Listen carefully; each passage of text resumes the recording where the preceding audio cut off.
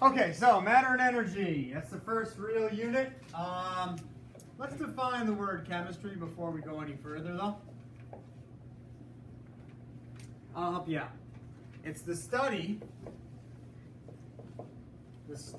of the blank of substances and the changes they undergo. What's the blank?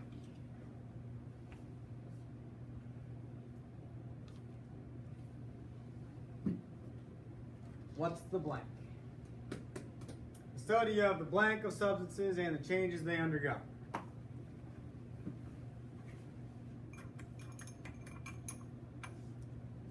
Hold on one second. What's this? This blue, green crystal? Copper chloride. Copper 2 chloride it's called. Okay? So I know what this is made of. Made of copper, which is Cu, and chloride, which is Cl. When I put it in water, this is what happens. Everybody saw this in lab. So I know what this is made of. I know what's in here, and I notice, or I pay attention, I observe what changes it undergoes when I put it in water. Maybe that's a physical change, maybe chemical. We'll talk about it today. But what do we need to know about substances in order to follow or to observe the changes? To study the changes, we have to know something about it. Composition. Study of the composition. Good. What does composition mean? Jen? What makes them, and how they're put together. Yeah, what it's made of. Okay, so I know this is copper chloride, so I know it's copper MCl.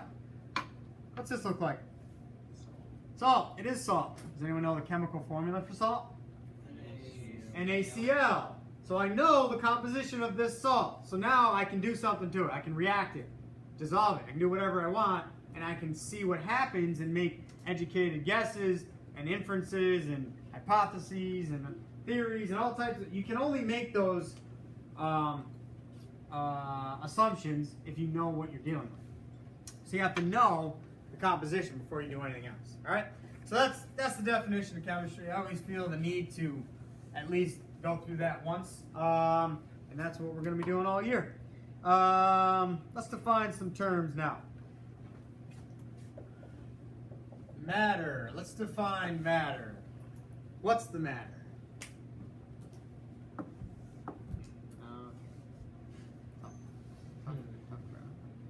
What is matter, Ryan? Go ahead. It's everything that makes up the earth, right?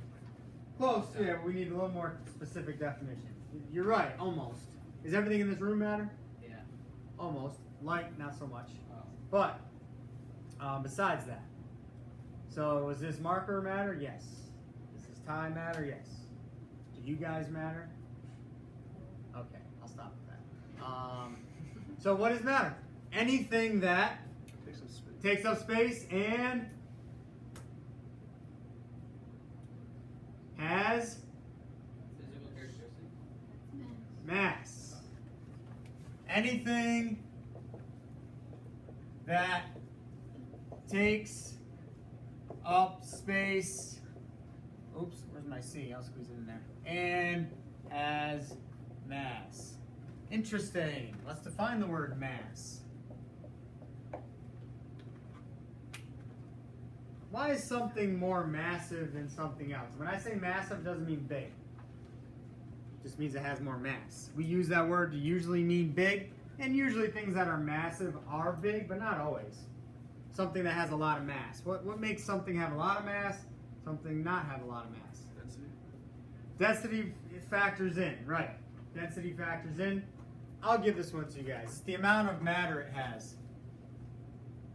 The amount of matter it contains or has. Which is kind of confusing sometimes for kids, but if you have more matter, you're going to have more mass. But not necessarily more volume. Let's talk about volume. What is volume? I just did this with the earth science kids. So hopefully you guys know. They really didn't have an idea of what was going on, but that's because they're freshmen. Freshmen have no idea what's going on. No offense. I was a freshman too once. I didn't know what was going on. Volume, what is it? Taylor knows.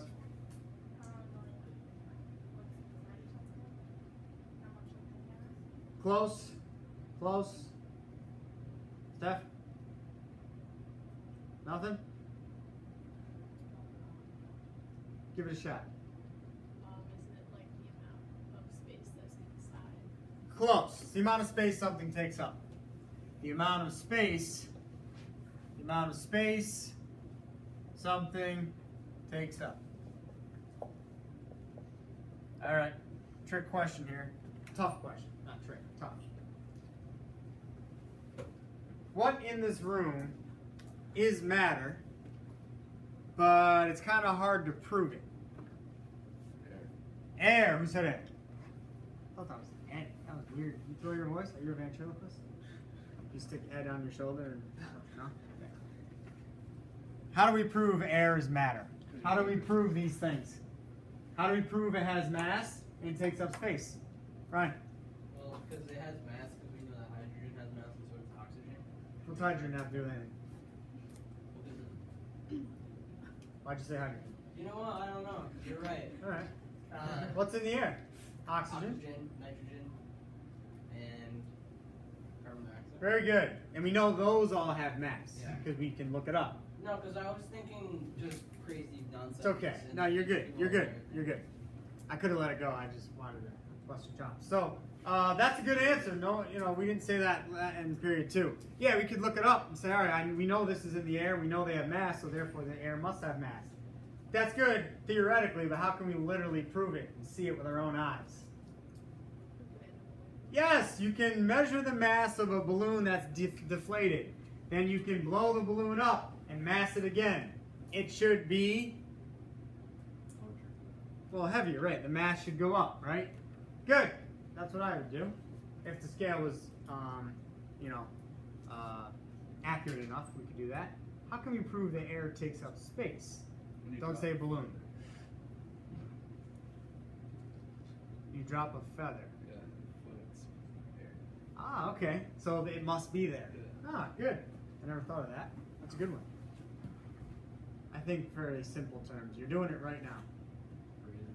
Yeah, take a deep breath. What are you doing? I can fill it in the lungs. That's right. Your lungs, my lungs, don't have water or liquid in them. Ryan's does. Which maybe you should go to the doctor and get that checked out. But I'm just messing with you. So anyways, yeah, when you breathe in, you're filling up your lungs. You're proving it takes up space, right? Also, why do we use the word mass, not weight? Because mass is scientific. It's like the amount of gravity. Yeah, weight is basically the force of gravity pulling down on something. So if you weigh 100 pounds on Earth, you go to the moon, will you weigh 100 pounds? No. You'll weigh 7 pounds. yeah, it's less. I want to say it's like 60 pounds. I used to know that. That's it? Anyways, well, you really have the same mass. That's why I'm bringing this up. Your mass doesn't change, but your weight changes because it's a function of gravity. Anyways, that's why we use the word mass. All right, here we go. We're gonna make a little flow chart and explain what I have all this stuff up here. So we start with matter. Matter breaks down into 2 categories. And I'm going to give you some examples and you can try and figure it out. We have Italian salad dressing in this beaker. Looks good. So this is one type of matter. I had the banana up here, but I ate it. A banana is another type, and it's the same type of matter as this Italian dressing. This solution, copper chloride dissolved in water, is also a form of matter, and it's the same as the Italian dressing and the banana. And this pen. This pen is a form of matter, and it's the same type as those. This is salt. This is copper 2 chloride. This is tin. Those are all the same type of matter. We have sulfur over here. We have copper. We have silicon, all the elements over here. So elements, what are these called? Salt and copper chloride. Compounds. So elements and compounds are one type of matter. And then solutions, Italian dressing, a pen, humans. We're on this side. We're with these. Paper is on this side. Ketchup is on this side. Milk is on this side. Toothpaste is on this side. Sugar is on this side. So what are we? What are the two types of matter? I'm giving you all these examples. What are these? Let's start with these are simpler, I think. What are these examples of? Give me a word.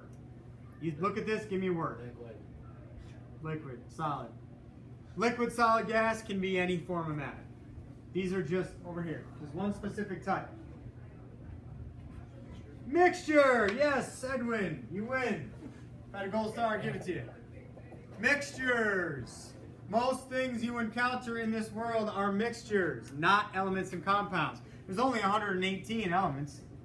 Yes, you can combine them in literally millions of ways to make compounds, right? Because you take two elements and chemically combine them, or two or more, you make compounds. And there are millions of compounds, but you don't encounter compounds on a daily basis, not really. Sugar, salt are two common compounds. Ammonia is a compound, water is a compound. Think about everything else. Almost everything in this room, except for on that cart, is a mixture. Almost everything in this room, okay? Paint, the board, markers, the clothes you're wearing, cell phones, computer, everything, it's all mixtures, okay? So what the heck word are we going to use to describe elements and compounds?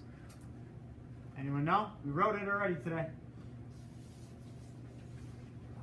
It's in the definition of chemistry. Substance, right. These are pure substances. Pure substances.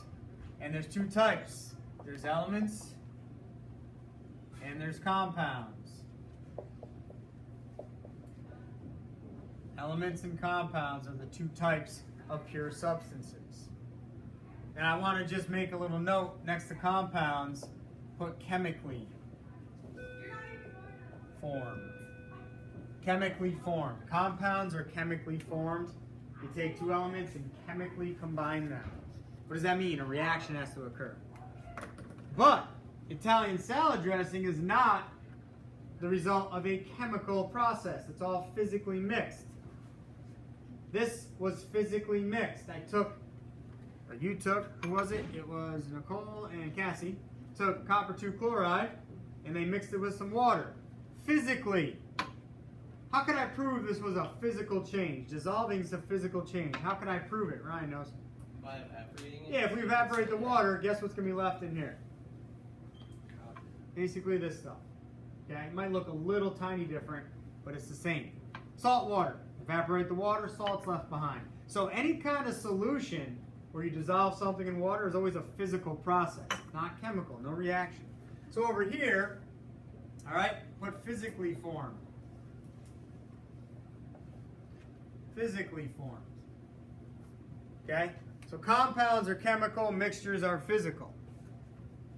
So if we put a mixture together physically, guess how we separate it? Physically.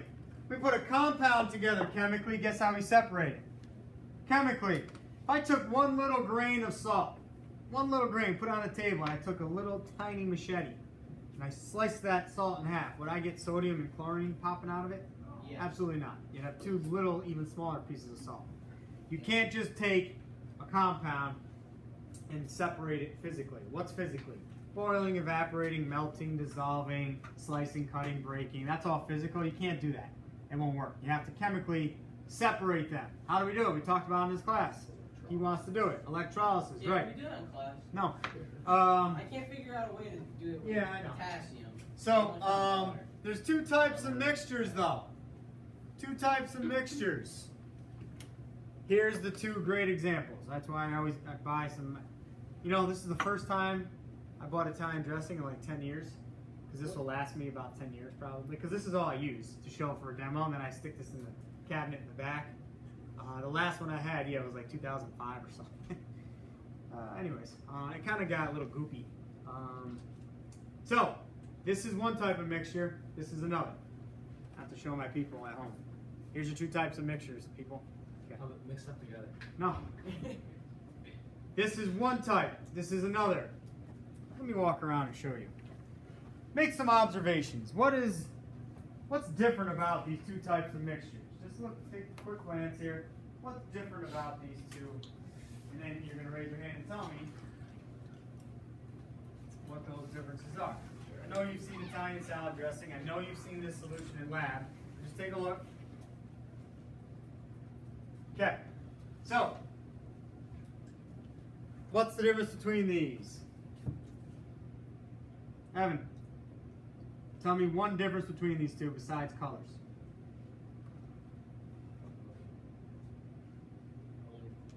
Italian dressing is great. Yeah, you're thinking too hard. What can you see here? Give me something that's in here that you can see. It doesn't even have to be the right name. Just tell me something you saw. Oils. Oils. Okay, good. There's oil in here. Is there anything else in here? Someone else help them out.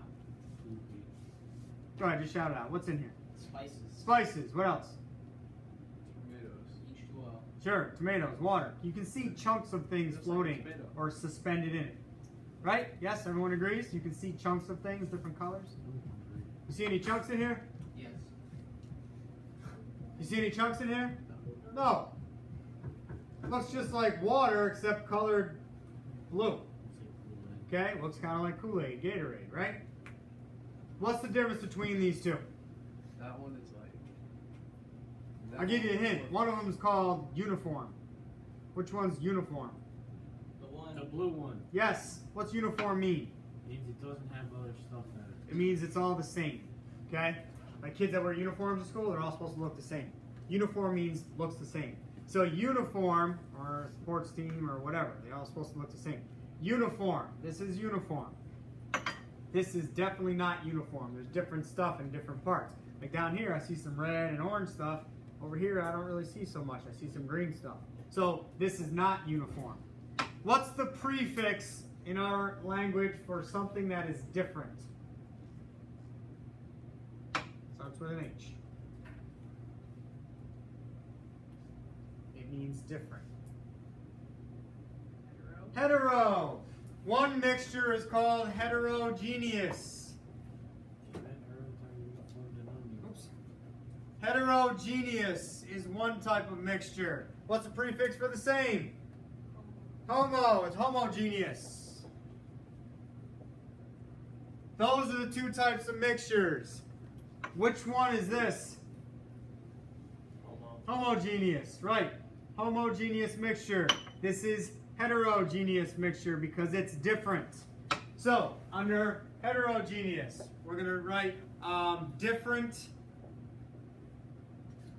phases slash parts. So there's different parts in that Italian dressing. Homogeneous, uniform, and underneath that write same throughout. Same throughout. Homogeneous is uniform. Oh, and one more.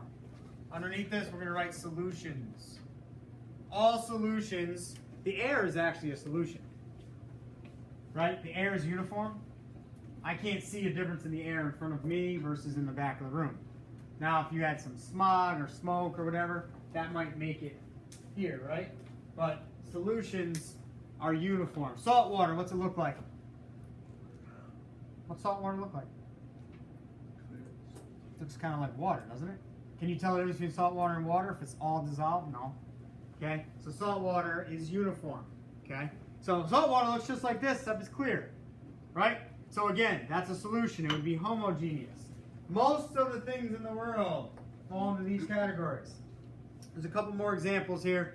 We're going to talk more about these things tomorrow, but I'm still kind of doing an overview here. It's good to kind of hear it all at once. Someone give me something you eat. One of each. Something you eat. That would be uniform, and one that's different, has different parts. Raise your hands, please.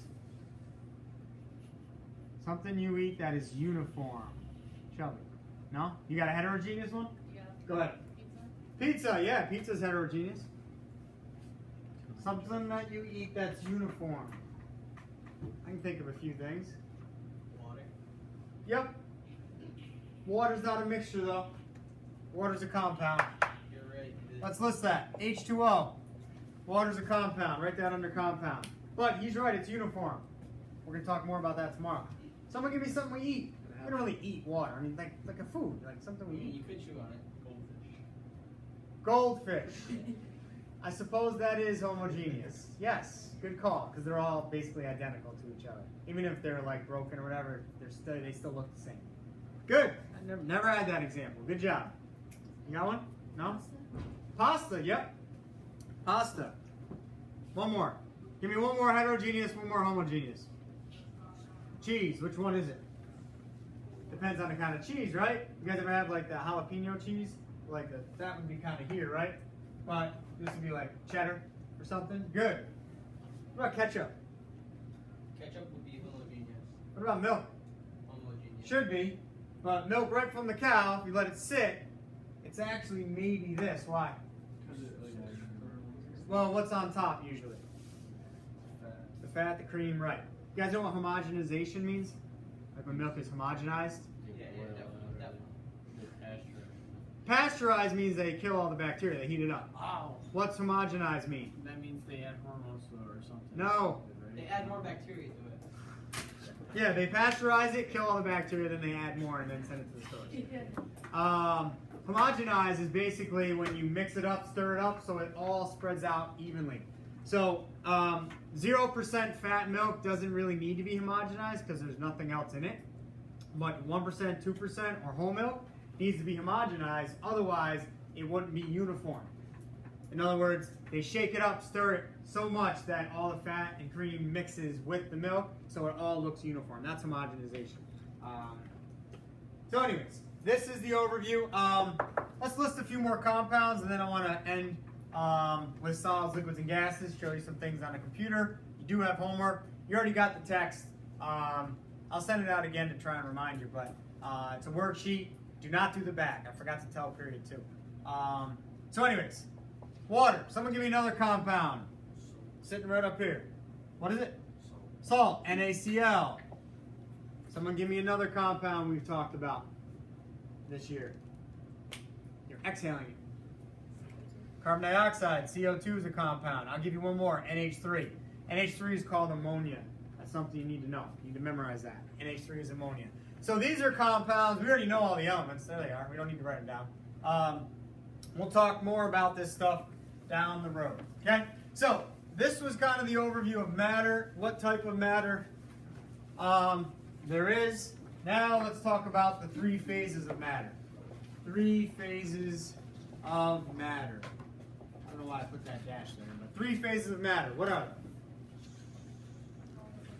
Solid, right? Solid. Leave a space, right? Liquid. Leave a space, right? Gas. What you're going to do is you're going to draw me a particle diagram of each one. But I'm going to show you pictures, so that's more fun. Instead of me drawing it, you're going to see images on, up here, and then you're going to copy down what you see. You guys should already kind of know. What do solids look like? Hit the lights, please. Whoa. Lights, please. Stay. I'm about to get back to track. Hit the lights. Turn them off. Thanks. Well, you're standing there looking at me. All right. I'll use the contraption.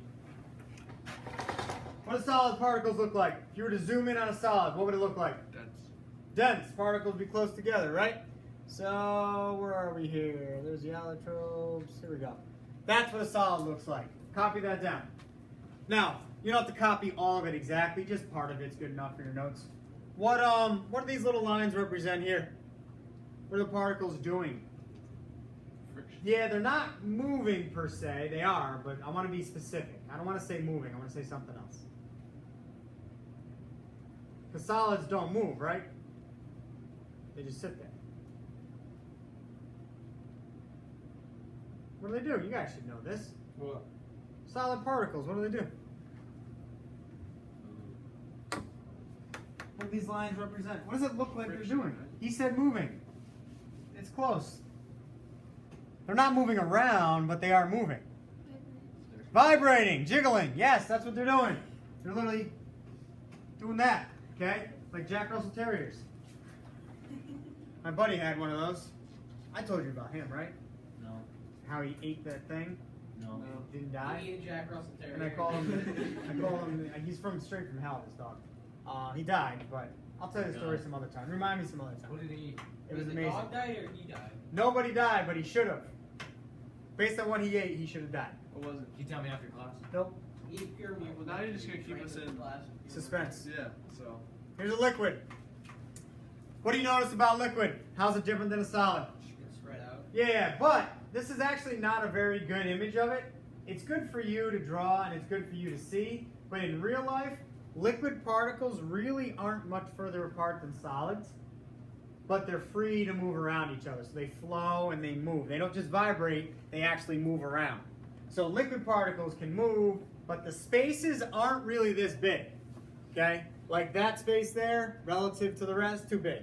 Liquid particles usually aren't that far apart, but they are slightly more spread out than solids, okay? So again, you're just sketching some of this down in your notes underneath solid, liquid, gas.